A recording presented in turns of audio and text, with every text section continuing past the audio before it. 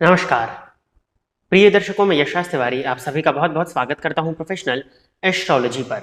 आज मैं आप सभी के सम्मुख उपस्थित हुआ हूं दी एस्ट्रोलॉजी शो के एपिसोड नंबर 25 को लेकर। दी एस्ट्रोलॉजी शो में मैं आप सभी दर्शकों के द्वारा पूछे गए प्रश्नों के जवाब देता हूं। वो प्रश्न ज्योतिष से संबंधित हो सकते हैं, पूजा पाठ से संबंधित हो सकते हैं, आपकी जन्म कुंडली की किसी भी तरह की प्लैनेटरी पोजीशन से संबंधित हो सकते हैं, कोई भी ज्योतिषीय उपाय से संबंधित प्रश्न या कोई भी प्रश्न आपके मन में ऑकल्ट साइंस की फील्ड से रिलेटेड उत्पन्न होता है, वो आप इस कार्यक्रम के माध्यम से मुझसे पूछ सकते हैं। क्या करना होगा आपको अपने प्रश्नों को पूछने के लिए? आप अपने नाम के साथ में अपने प्रश्न को इसी वीडियो के कमेंट सेक्शन में दे दीजिए। जैसे ही दी एस्ट्रोलॉजी शो का नेक्स्ट एपिसोड आता है, मैं आप सभी दर्शकों के द्वारा पूछे गए प्रश्नों के जवाब को लेकर के उस एपिसोड में उपस्थित हो जाऊंगा। यदि आप इस कार्यक्रम को देखते हैं और अगर आपको ये कार्यक्रम पसंद आता है तो आप इस वीडियो को लाइक करिए, साथ ही साथ चैनल को सब्सक्राइब करिए, ताकि इन फ्यूचर जो भी कंटेंट मेरे द्वारा इस चैनल पर अपलोड किया जाता है उसका नोटिफिकेशन आपको मिलता रहे। अब हम बिना विलंब किए अपने आज के इस कार्यक्रम की शुरुआत करते हैं। और आज के इस कार्यक्रम का जो पहला प्रश्न है वो निकिता जी का है। निकिता जी ने लिखा है कि प्रणाम गुरुजी, मेष लग्न इन नवमांश चार्ट, नवमांश कुंडली में इनका मेष लग्न है, वीनस इन 12th हाउस, क्या रिजल्ट देगा, क्या फल देगा? नवमांश कुंडली में शुक्र 12वें भाव में बैठे हुए हैं वो कुंडली जो है मेष लग्न की, अर्थात नवमांश में इनका शुक्र 12वें भाव में जाकर के नीच उच्च राशि में बैठा हुआ है। वहां मीन राशि आएगी तो वो शुक्र की उच्च राशि है। अब देखिए, सबसे पहले तो ये देखना होगा कि आपकी जो जन्म कुंडली है, यानी कि D1 चार्ट जो है, जो आपका जन्मांक चक्र है, वो किस लग्न का बन रहा है और उस कुंडली में शुक्र की क्या स्थिति है और किन दो भावों के स्वामी शुक्र जन्मांक में बन रहे हैं। इसके बाद में आपने पूछा है नवमांश कुंडली, तो नवमांश कुंडली में द्वितीय पति और सप्तम पति बने हुए शुक्र 12वें भाव में जाकर के उच्च राशि में बैठे हुए हैं। तो नवमांश कुंडली में शुक्र का उच्च का होना ये शुक्र की मजबूती को प्रदर्शित करता है कि शुक्र आपकी जन्म कुंडली में मजबूत स्थिति में है, क्योंकि वो नवमांश में उच्च राशि में बैठे हुए हैं। अब देखिए, होता क्या है कि नवमांश कुंडली जन्म कुंडली की स्ट्रेंथ को देखने के लिए तो जानी जाती है, साथ ही साथ जीवन साथी या विवाह के सुखों को देखने के लिए भी देखा जाता है। जैसे D10 चार्ट से करियर का विचार करते हैं, D7 चार्ट से संतान का विचार करते हैं, उसी तरह से D9 नवमांश कुंडली से दाम्पत्य का विचार भी किया जाता है।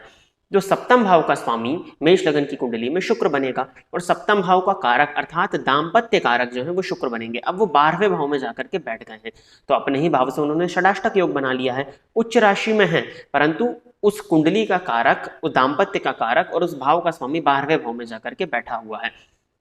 अगर आपकी जन्म कुंडली में सप्तम भाव की स्थिति गड़बड़ है, पाप ग्रहों की दृष्टि इत्यादि उस पर है, और नवमांश कुंडली में भी सप्तम भाव पीड़ित है, सप्तम भाव पर विच्छेदात्मक ग्रह, पाप ग्रह की दृष्टि है, तब आपको दाम्पत्य जीवन में कुछ हद तक परेशानियां देखने में मिलेंगी। परंतु अगर आपकी जन्म कुंडली का सप्तम भाव अच्छी स्थिति में है, शुभ ग्रहों के संबंध में है, शुभ ग्रहों की दृष्टि से दृष्ट है, नवमांश कुंडली के सप्तम भाव की स्थिति भी बहुत ज्यादा बुरी नहीं है, तो 12वें भाव में जो शुक्र आपके नवमांश में बैठे हुए हैं आपको एक सुखद और श्रेष्ठ दाम्पत्य जीवन देंगे। साथ ही साथ प्रत्येक तरह की सुख सुविधाओं को आपको दिलवाने वाले माने जाएंगे, और हर तरह की लग्जरीज जिसको कहते हैं, ये सभी तरह के सुखों को प्रदान करने व्यक्ति को अति सौभाग्यशाली बना देते हैं, ये ज्योतिष शास्त्र का कथन है।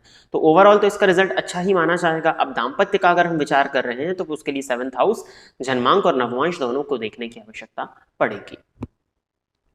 आगे बढ़ते हैं। अगला प्रश्न जो है दिव्यांश जी का है। इन्होंने लिखा है, प्रणाम गुरुजी, आजकल इंस्टाग्राम पर देख रहा हूं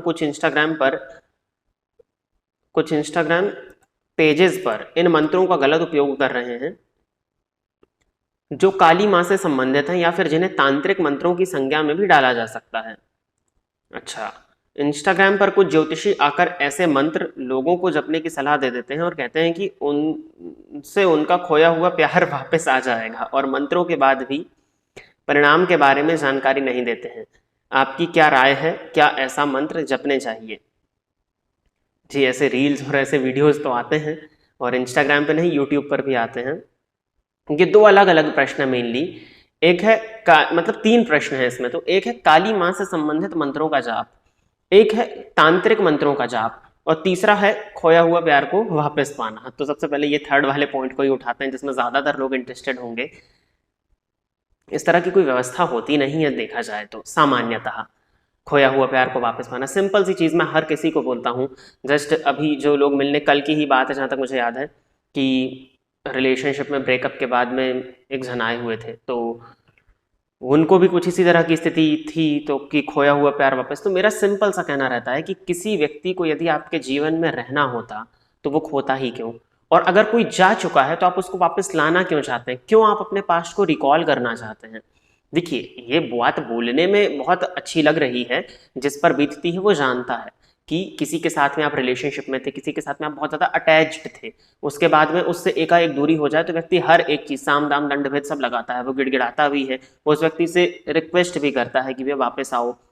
जब उसको कुछ नहीं दिखता तो वो इन सब चीज़ों के चक्कर में फंस जाता है और यही सब चीज़ों को बता करके लोगों की जेबें भर जाती हैं, बट उसका इमोशनल ट्रबल ज्यों का त्यों रहता है। हाँ, एक फॉल्स होप उसको ज़रूर मिल जाता है, तो वो जो उसका फेज़ है, जो एक जो परेशानी उसके उस फेज़ में, उस काल में लिखी हुई है, वो एक फॉल्स होप के ही सही, वो उससे निकल जाता है, एक उम्मीद उसके मन में जाग जाती है। तो हाँ, उम्मीद पर दुनिया कायम है, तो उस पॉइंट ऑफ व्यू से तो ठीक है, परंतु जो व्यक्ति ऑलरेडी परेशान है उसको इस तरह के फॉल्स होप्स देना, उसको आप पॉजिटिवली भी मोटिवेट कर सकते हो। मैं वही काम करता हूँ जो सामने आता है, क्योंकि खोया हुआ प्यार इत्यादि वापस पाना संभव नहीं है। अगर इस तरह की स्थिति होती तो आप बॉलीवुड में देखते हैं कितने लोगों के ब्रेकअप होते हैं, तो वो नहीं कर लेते क्या? उनके पास धन की कोई कमी है? मैं नाम नहीं लेना चाहूँगा, बट बहुत से लोग हैं ऐसे। तो कोई व्यक्ति यदि आपके जीवन से जा चुका है तो प्रकृति में, आपकी जन्म कुंडली में वो चीज़ लिखी हुई थी, और किसी भी लिखी हुई चीज़ को जो अवश्यम भावी है उसको आप बदल नहीं सकते हैं।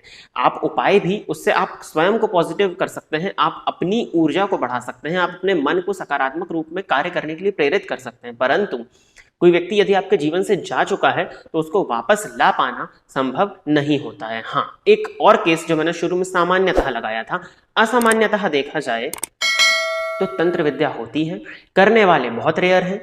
सामान्यतः ऐसे YouTube के माध्यम से, Instagram के माध्यम से मंत्र बताते हैं और सामने वाला कोई करके तांत्रिक नहीं बन सकता या किसी चीज को वापस नहीं ला सकता। हाँ, 5% to 10% ऑफ द केसेस में तंत्र विद्या भी होती है।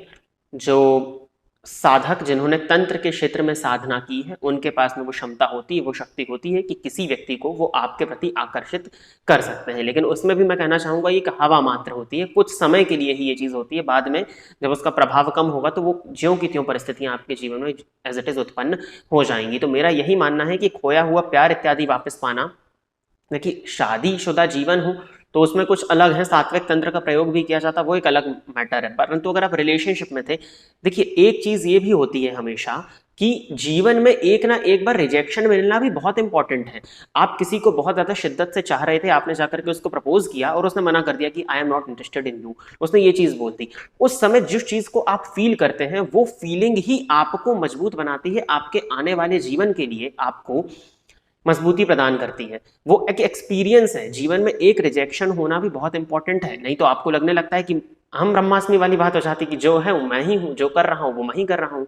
तो जब आप रिजेक्ट होते हैं तो आपको एक रियलिटी भी चेक मिलता है, वो आपको मजबूत करता है। तो रिजेक्शन भी इंपॉर्टेंट है, रिजेक्शन को भी एक्सेप्ट करना सीखिए, फेलियर को भी एक्सेप्ट करना सीखिए, इन चक्करों में ना पड़े तो वो ज़्यादा अच्छा होता है। और रही बात जो आपने पूछा इंस्टाग्राम पर बता रहे हैं, उसमें क्या कहा जाए, तंत्र विद्या को इतना आसान बता दिया गया है, बना तो नहीं दिया गया, बता दिया गया है कि हर कोई अपने में तांत्रिक बना घूम रहा है। और क्या है, ये ट्रेंडिंग टॉपिक है ना, बनाने को मैं भी बना सकता हूँ, इस तरह के व्यूज भी बढ़ने लग जाएंगे, परंतु कोई मतलब नहीं, उससे किसी का फायदा नहीं होगा। एक नेगेटिविटी ही, आप एक नेगेटिव थिंक, एक तंत्र विद्या जो एक बहुत अच्छी चीज, बहुत गूढ़ चीज, बहुत मतलब हर चीज़ के दो उपयोग होते हैं ना, या तो अच्छा कर लीजिए या बुरा कर लीजिए, चाहे सोशल मीडिया हो या कुछ भी चीज़ हो। सोशल मीडिया के भी लोग नेगेटिव यूज़ करते हैं, पॉजिटिव यूज़ जो आप देख रहे हैं वो पॉजिटिव यूज़ ही एक तरह से हो रहा है।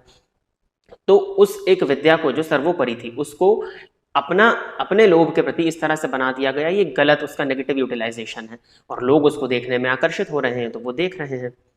ठीक है, तो मेरे अकॉर्डिंग उन मंत्रों को जपना ठीक नहीं है, क्योंकि हाँ, जो बात आती तांत्रिक मंत्रों का जाप करना, तांत्रिक मंत्रों का जाप दीक्षा लेकर के गुरु की देखरेख में करना चाहिए, क्योंकि तांत्रिक मंत्र हैं। आप निष्काम रूप से इसको नहीं कर रहे हैं ना, आप सकारात्मक, आप पॉजिटिव वे में उसको नहीं कर रहे हैं ना, आप किसी चाहत से कर रहे हैं जिसमें दूसरा पर्सन भी इन्वॉल्व है, तो संभव है कि उसमें किसी न किसी का नुकसान भी होगा। तो इस तरह की साधनाओं में स्वयं के क्षतिग्रस्त होने की संभावनाएं भी रहती हैं, तो गुरु की देखरेख में इनको करना चाहिए। तांत्रिक मंत्रों का जाप ऐसे ही सामान्यतः साधारण बैठ करके नहीं करना चाहिए।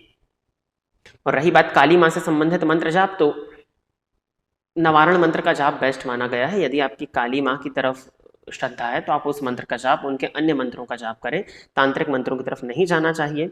और खोया हुआ प्यार वापस, वो उन मंत्रों से तो स्पेशली नहीं आने वाला है, ये है, क्योंकि वो भी आधा अधूरा बताया जा रहा है ना। वो जो तांत्रिक मंत्र पूर्ण है वो तो प्राप्त ही नहीं है सामान्य लोगों को, तो वो भी आधा अधूरा बताया जा रहा है, और उसके लिए सिद्धि साधना चाहिए। ये नहीं कि आपने 10 दिन तक 10 माला जपा तो हो गया, वो ऐसा नहीं होता है। तो राय इसमें यही है बस, ऐसे मंत्र, तांत्रिक मंत्र तो स्पेशली नहीं जपना चाहिए। जो सामान्य मंत्र हैं जो आपको प्राप्त हैं आसानी से, जिसको आप नॉर्मली सुनते रहते हैं, उन मंत्रों का जाप करना चाहिए, तो वो कहीं ना कहीं ज़्यादा आपके लिए बेनिफिशियल हो जाएंगे। तांत्रिक मंत्रों को अगर उसी फील्ड में किसी को करियर बनाना है तो वो उसकी व्यवस्था ढूंढ लेगा, तो वो है। सामान्यतः इस तरह के मंत्रों को जपने से बचना चाहिए, यही इसमें मेरी राय है। तो प्रिय दर्शकों, इतने ही प्रश्न आप सभी दर्शकों ने दिए थे, और इन इतने ही प्रश्नों के जवाब को लेकर के दी एस्ट्रोलॉजी शो के एपिसोड नंबर 25 में मैं आप सभी के सम्मुख उपस्थित हुआ था। आशा करता हूं कि जितने भी लोगों के प्रश्नों को मैंने जवाब दिए वो सभी संतुष्ट होंगे। यदि आप भी अपने प्रश्न को दी एस्ट्रोलॉजी शो में सम्मिलित कराना चाहते हैं तो आप अपने नाम के साथ में अपने स्पेसिफिक प्रश्न इसी वीडियो के कमेंट सेक्शन में दे दीजिए। जैसे ही दी एस्ट्रोलॉजी शो का नेक्स्ट एपिसोड आता है, मैं आप सभी दर्शकों के द्वारा पूछे गए प्रश्नों के जवाब को लेकर के उस एपिसोड में उपस्थित हो जाऊंगा। यदि आपने इस वीडियो को देखा है और अगर आपको ये वीडियो पसंद आता है तो आप इस वीडियो को लाइक करिए, साथ ही साथ इस चैनल को सब्सक्राइब करिए, ताकि इन फ्यूचर जो भी कंटेंट मेरे द्वारा इस चैनल पर अपलोड किया जाता है उसका नोटिफिकेशन आपको मिलता रहे। आज के इस कार्यक्रम में बस इतना ही रखते हैं। नमस्कार।